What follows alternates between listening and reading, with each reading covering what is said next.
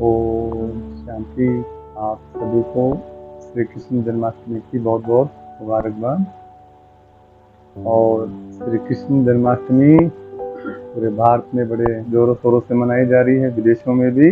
श्री कृष्ण जन्माष्टमी यादगार है सनातन धर्म की विजय, अनेक धर्मों का विनाश, सद्धर्म की स्थापना करने के लिए ही सृष्टि पर आते हैं परमात्मा, आते हैं बुराई का अंत करने के लिए आते हैं। इसलिए कहा यदा यदा ही धर्मस्य ग्लानि भवति भारत।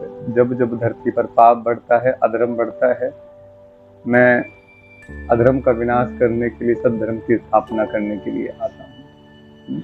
अज्ञान अंधकार को मिटाकर ज्ञान का प्रकाश करता हूँ।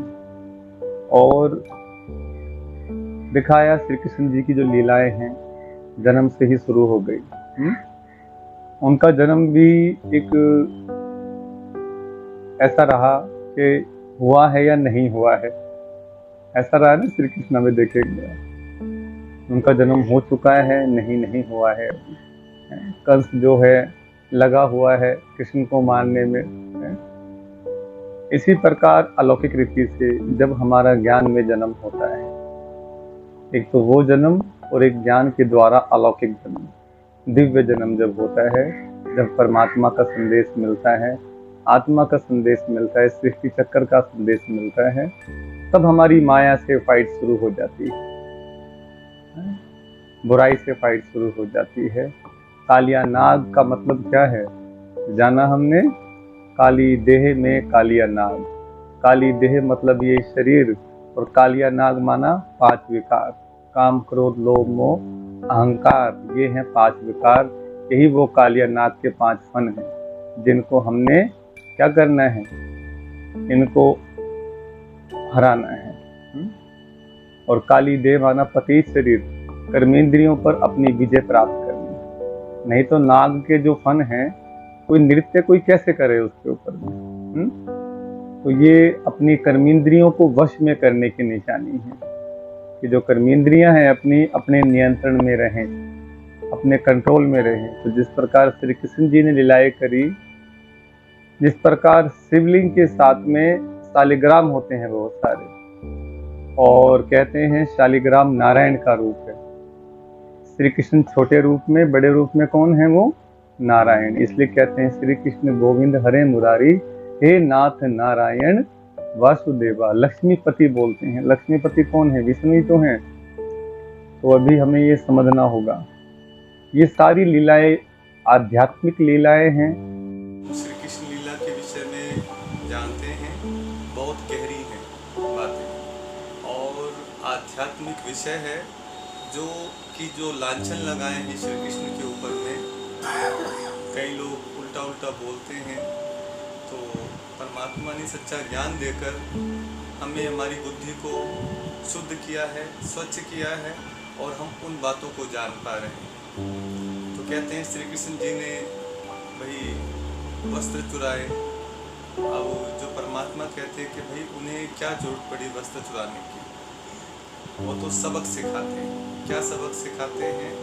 जब संसार के अंदर में विषय विकारों के अंदर मनुष्य गोते खा रहा होता है, नंगा हो गया होता है, अश्लील हो गया होता है, तभी तो भगवान आते हैं ज्ञान देने के लिए, हमें पति से पावन बनाने के लिए, हमें सबक सिखाने के लिए।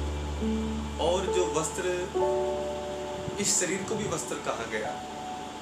आत्मा का वस्त्र क्या है? ये शरीर है। तो परमात्मा जब आते हैं, ज्ञान देते हैं, तो हमारे जो झगड़े चल रहे हैं, देवहान का झगड़ा, ये इस धर्म का, ये उस धर्म का, ये इस जाति का, ये उस जाति का, ये इस रंग रूप का, ये इस रंग रूप का, ये अमीर और वो गरीब। तो देह और देह के सभी धर्मों को भूलने के लिए बोलते हैं, और हमें आत्म रूप में स्थित होने के लिए बोलते हैं। हे अर्जुन, अपने आप को आत्मनिष्ठ कर। तो आज जो महाभारत चल रही है देश विदेश में, उस महाभारत को खत्म करने के लिए ही वो गीता ज्ञान देते हैं। और वो गीता ज्ञान कौन? स्वयं परमात्मा ही देते हैं। आगे देखेंगे आप, कहते हैं श्री कृष्ण जी ने मटकी फोड़ी। अब कोई तुम्हारे घर का मटका फोड़े तो तुम्हें गुस्सा आएगा, प्यार आएगा? बताओ। लेकिन वो कौन सी मटकी फोड़ते। तो ये जो इतना बढ़िया, जिस प्रकार बच्चे को पढ़ने में इंटरेस्ट आए, मज़ा आए, इसलिए कायदे को बड़ा मनोरंजक बनाया जाता है, बड़ी अच्छी सीनरी पेंटिंग की जाती है। इसी प्रकार जो श्री कृष्ण लीलाओं में जो इतना मनोरंजन दिखाया गया है, वो इसलिए दिखाया गया ताकि उसके बाहरी रूप तो दिखाया अच्छा मनमोहक, लेकिन आंतरिक और रहस्य है उसके अंदर। मटकी फोड़ना क्या, जो सर पर बोझ मटकी लिए घूम रहे हैं आज मनुष्य, नर नारी, विषय विकारों का बोझ, व्यसनों का बोझ, गृहस्थी का बोझ, बीमारियों का बोझ, तरह तरह का बोझ जो लेकर, पाप कर्मों का बोझ लिए जो इंसान घूम रहा है, जो मटके में अटका हुआ है, मैं में अटका हुआ है, मैं माने अहंकार में अटका हुआ है। तो परमात्मा की जो ज्ञान के कंकर हैं, ये ज्ञान के कंकर जो वो मारते हैं तो मटकी फूटती है। कौन सी मटकी? वो पत्थर की मटकी नहीं, वो है अज्ञानता की मटकी, विषय विकारों की मटकी, वैष्णव की मटकी, देह अहंकार की मटकी है। काम क्रोध लोभ मोह अहंकार विषय विकारों की मटकी, पाप कर्मों की मटकी। तो बहुत सारी मटकियां जो सर पर लिए घूम रहा है मनुष्य आज, नर नारी सभी मनुष्य आत्माएं, तो वो आकर वो मटकी फोड़ते हैं। तो देह भान की मटकी को फोड़ते हैं। तो इस मटकी को फूटने में मजा आता है। तो लेकिन वहाँ पर वो क्या दिखा दी मटकी, वो वैसी मटकी दिखा दी। तो हमें समझना होगा, जितना जितना हम आध्यात्मिक ज्ञान को समझते जाते हैं, और गीता में कहा भी है प्रभु ने, भगवान ने क्या कहा, हे अर्जुन मैं विद्याओं में ब्रह्म विद्या हूँ, आध्यात्म विद्या हूँ।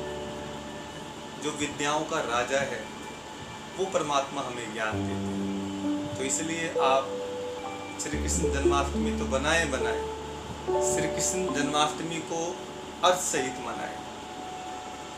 श्री कृष्ण जन्माष्टमी है क्या, क्यों दिखाया सर पे मोर का पंख श्री कृष्ण जी के? वो मोर पंख इसलिए दिखाया क्योंकि मोर मोरनी पवित्र होते हैं। तो श्री कृष्ण जी की बुद्धि क्या है? पवित्र है, शुद्ध है, ना कि वो किसी विषय वासनाओं से भरी हुई बुद्धि है। जब संसार में मनुष्य काम क्रोध लोभ मोह अहंकार में गंदी दृष्टि, गंदी वृत्ति, गंदी सोच लेकर जी रहा होता है, और हर एक को गंदी निगाह से देख रहा होता है, लोभ की निगाह से, क्रोध की निगाह से, काम वासना की निगाह से देख रहा होता है, तब परमात्मा आते हैं और हमारी बुद्धि को पावन करते हैं अपने ज्ञान के द्वारा। और सर पर मोर पंख दिखाने का पर्पस यही है कि बुद्धि पवित्र, शुद्ध, अच्छी सोच, अच्छे कर्म, अच्छे बोल, क्योंकि जो मैन कंट्रोलिंग पावर यही है, जिसको ब्रेन, जिसको बुद्धि कहा जाता है, अंतरात्मा यही निवास करती है। तो इसलिए अब मोर के पंख हमें ये सिखाते हैं। तो अगर ज्ञान को ग्रहण करना है तो बुद्धि को स्वच्छ और शुद्ध बनाना होगा। इसलिए student life the best life कहा जाता है। तो भगवान के स्टूडेंट विद्यार्थी बन करके भगवान से ज्ञान को ग्रहण करें और भगवान के क्या बन जाएं? अर्जुन बन जाएं। भगवान को अपना सखा बनाएं, भगवान को अपना सारथी बना लें। तो आपके वो जो जीवन में जो दुख परेशानी, जो महाभारत चल रही है, कलह कलेश चल रहा है, उसको ख़त्म करने परमात्मा सक्षम है।